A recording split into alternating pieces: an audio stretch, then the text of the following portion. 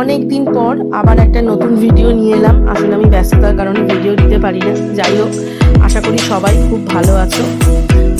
একটা নতুন মিষ্টি সকালে সকালে সবাইকে স্বাগত। দেখো, আমার ছেলেকে স্কুলে দেওয়া হয়ে গেছে, আমি এখন মেয়েকে নিয়ে যাচ্ছি স্কুলে। তো মেয়েকে নিয়ে যাচ্ছি স্কুলে। এই রবীন্দ্রভারতীর কাছে আছি, আমরা এভাবেই যাই। ওর বাবা চালায়, আমি বসি। তো মেয়েকে স্কুলে দেওয়া হয়ে গেল, দেখো গঙ্গার পাড় ধরে নিয়েছি। যাচ্ছি হলো ভূতনাথ মন্দিরে। আজকে ভূতনাথ মন্দিরে বাবাকে দেখে মানে আমার মন শান্ত হয়ে গেল। অনেক দিন পর ডেক খোলা ছিল। হ্যাঁ, তা দেখলাম বাবা বসে আছে। অনেক কি যে শান্তি পেলাম বাবাকে দেখে, বাবাকে ছুঁয়ে জল দিয়ে। মানে বলে আর বোঝাতে পারবো না সে মনের শান্তিটা। দারুণ দারুণ যাকে বলে।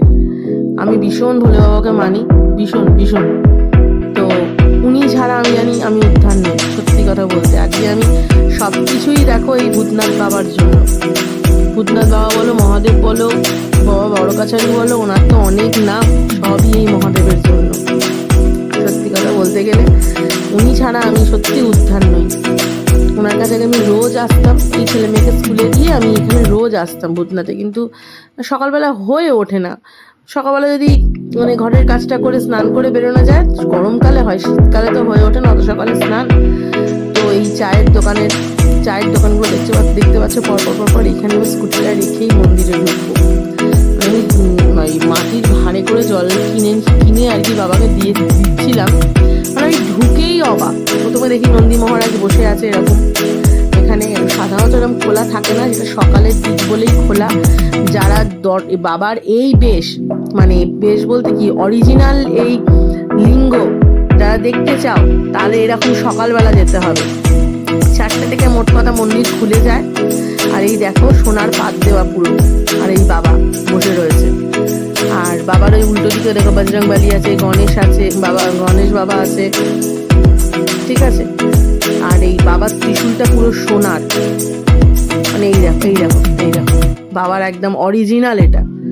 এটা অরিজিনাল আর কি বাবার সেই রূপ যাকে বলে। সাধারণত ডেক চাপা দেওয়া থাকে, অনেকেই দেখবে সোমবার যাও বাবা অন্য দিনে যাও, ডেক চাপা দেওয়া থাকে। এরপরেই ডেক চাপা দিয়ে দেবে, একটু বাদে আরতি হবে। আরতি হওয়ার পর তোমার ডেকটা চাপা দিয়ে দেবে।